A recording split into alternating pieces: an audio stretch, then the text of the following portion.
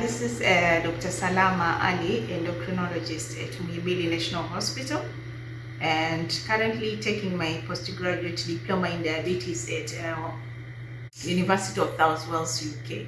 Today I would like to give a talk on diabetic peripheral neuropathy.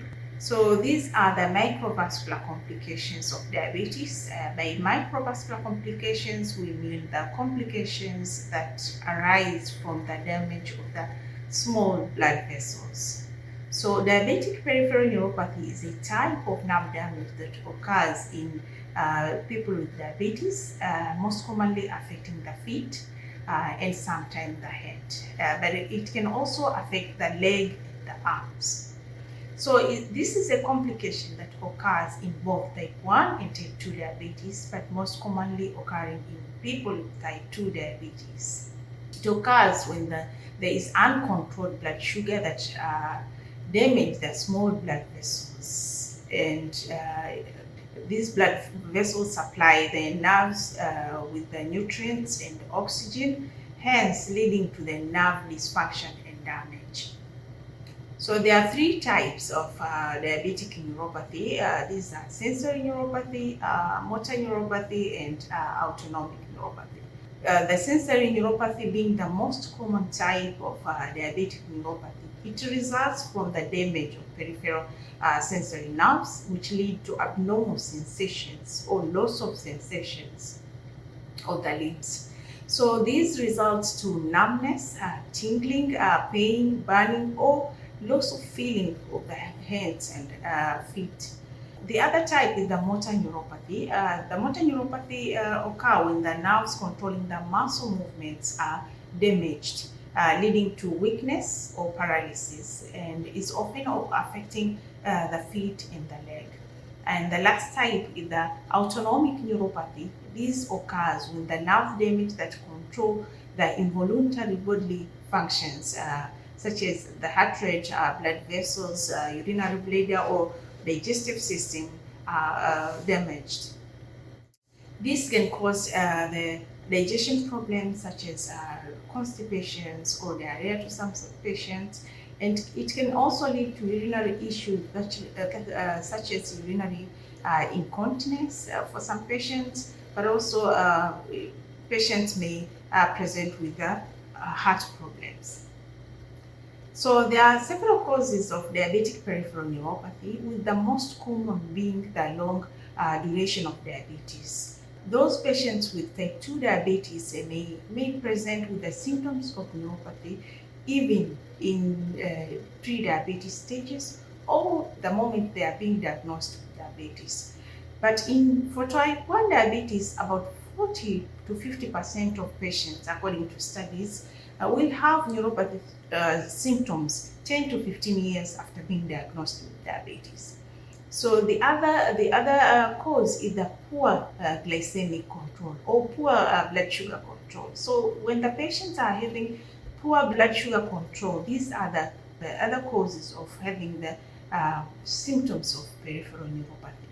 Other causes are kidney diseases. As we know, the accumulation of the toxins, they damage the nerves and the blood vessels, such as uremic toxins. Also, electrolyte and metabolic imbalances, inflammations and oxidative stress, also vitamin B deficiency, which leads to other vitamins malabsorptions. These may lead also to neuropathy. Other causes are obesity, smoking and alcohol use, high blood pressure, and high cholesterol levels. So symptoms, as we have mentioned earlier, the common symptoms are numbness, tingling, pain, especially pain. Most of the patients, they present at the clinic with the disturbing pain, the pain which are not relieved with the normal anti-pain which they normally use with the other causes.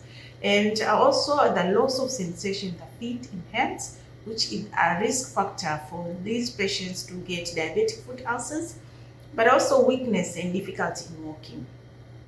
Other symptoms that may arise in this patient are changes in the foot temperature, difficult with bladder control. Some of them, they present with the as we have said, the urinary incontinence and digestion problems and fatigue. In diagnosing patients with peripheral neuropathy, we start with the medical history. It is important taking the history of diabetes, but also other health conditions such as chronic kidney diseases or cardiovascular issues, or if the patient has high blood pressures. So next we go to physical examinations. Of course, we include checking the reflexes, sensations, especially of the feet.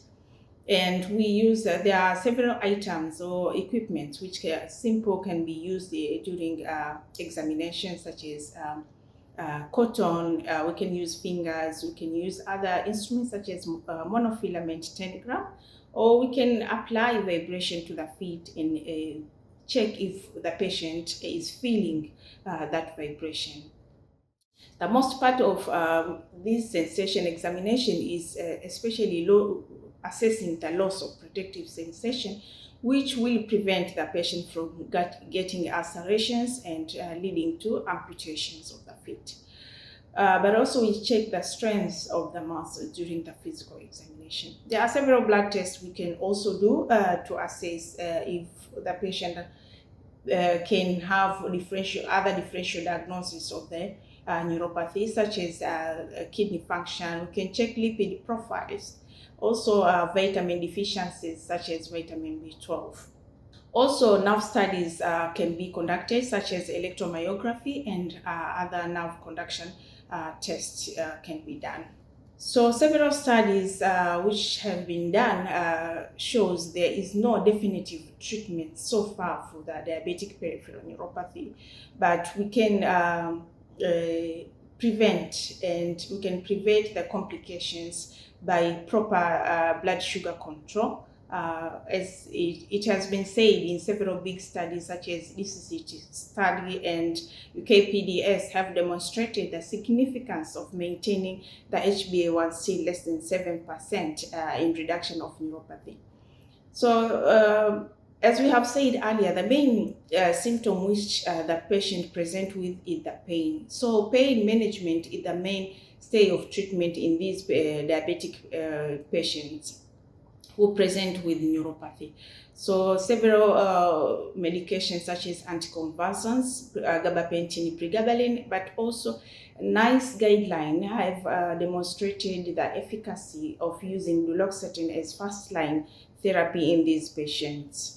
Other medications which can be used are medications for controlling blood pressures. There's also guidelines like KDIGO guideline, which have suggested the systolic blood pressure to be less than 130 and diastolic blood pressure to be less than 90 to prevent complications in these patients. So the other part which is very important in managing these patients with peripheral neuropathy is lifestyle modifications. So exercising regularly is very important in these patients. These help in controlling their blood sugar, reduce pain, but also improve circulation, which is very important in neuropathy.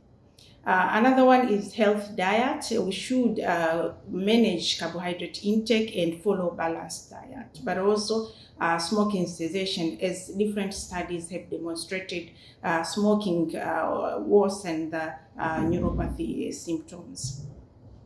But also we can incorporate the management of these patients with foot care.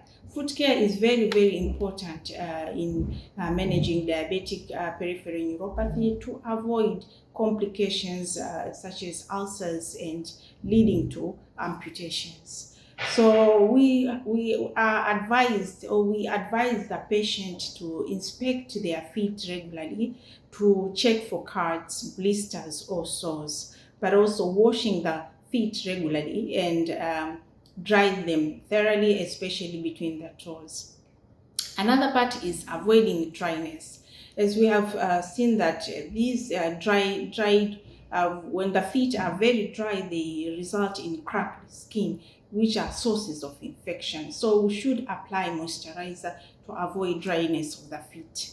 Another thing is during cutting the nails, most of the diabetic patients, they they cut the nails in improper ways. So to prevent ingrowing of the nails, we should cut the toenails straight across, but also wear proper footwear, which are comfortable but well-fitting shoes and socks. According to our American Diabetic Association, it was suggested that we should have annual annual foot check to detect loss of protective fillings and prevent complications. So, in conclusion, in preventing and controlling diabetic neuropathy, one need early intervention and education with periodic screening, but also tight metabolic control, efficient symptom management, and careful foot care can considerably reduce morbidity and improve patient quality of life. I hope this small presentation will help understanding these types of nerve damages. Thank you.